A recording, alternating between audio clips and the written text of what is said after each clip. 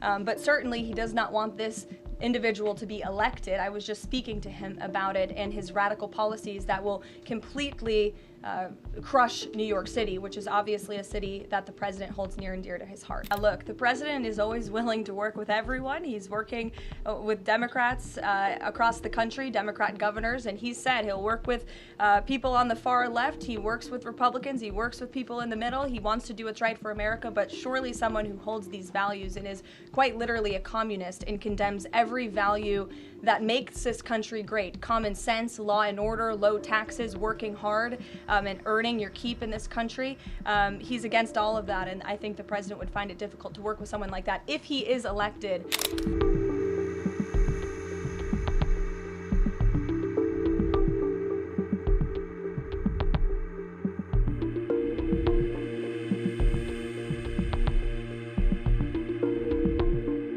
Thank you, Caroline. Does President Trump want Zohran Mamdani deported?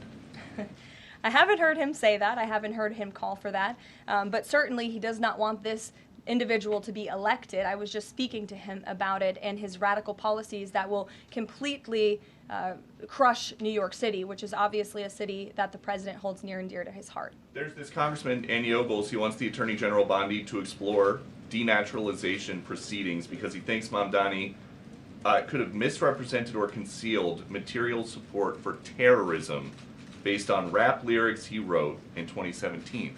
Does President Trump think this is a worthwhile use of the Attorney General's time?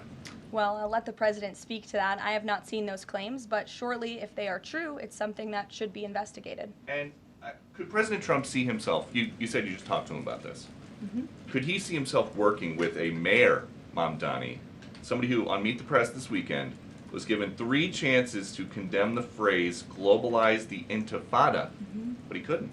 Yeah, look, the president is always willing to work with everyone. He's working with Democrats across the country, Democrat governors, and he said he'll work with people on the far left. He works with Republicans. He works with people in the middle. He wants to do what's right for America, but surely someone who holds these values and is quite literally a communist and condemns every value that makes this country great. Common sense, law and order, low taxes, working hard, and earning your keep in this country. He's against all of that, and I think the president would find it difficult to work with someone like that. If he is elected, I'm sure you'll hear more from the president on that, but we'll have to see. Hopefully the voters of New York City choose wisely. We made history. In the words of Nelson Mandela, it always seems impossible until it is done.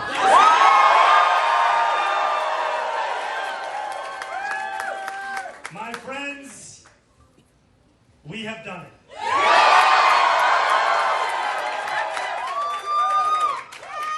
I will be your Democratic nominee for the mayor of New York City.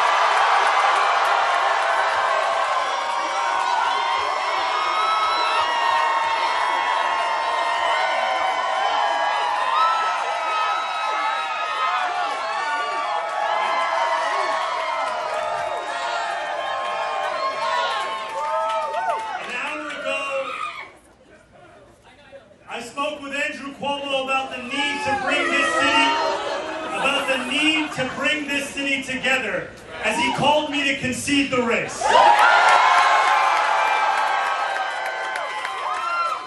And I want to thank Brad Lander.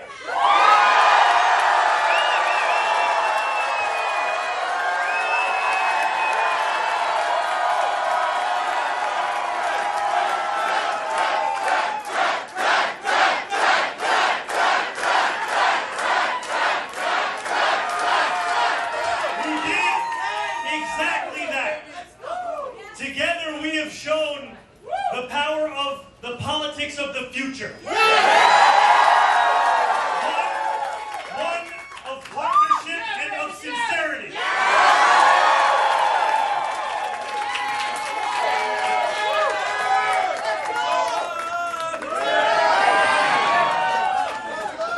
Today, 8 months after launching this campaign, with the vision of a city that every New Yorker could afford. That's right. We have won.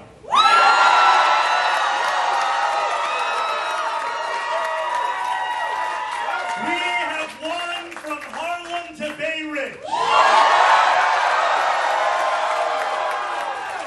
have won from Jackson Heights to Port Richmond.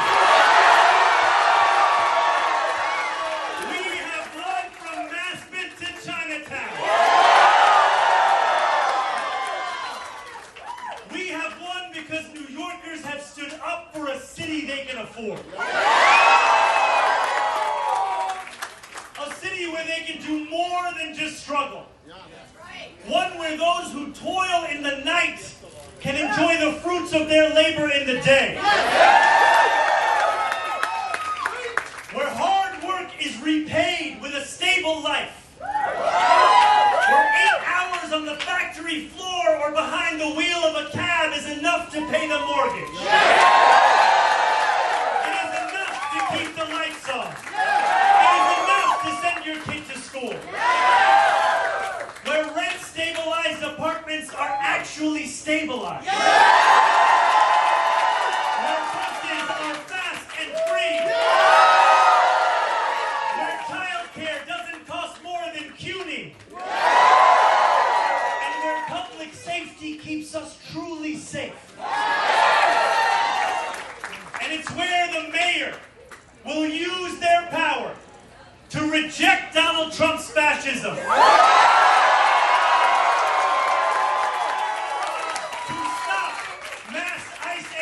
From deporting our neighbors. And to govern our city as a model for the Democratic Party. A party where we fight for working people with no apology. A life of dignity should not be reserved for a fortunate few. It should be one that city government guarantees for each and every New Yorker. If this campaign has demonstrated anything to the world, it is that our dreams can become reality. Dreaming demands hope. And when I think of hope, I think of the unprecedented coalition of New Yorkers that we have built. For this is not my victory. This is ours. It is the victory of the Bangladeshi auntie who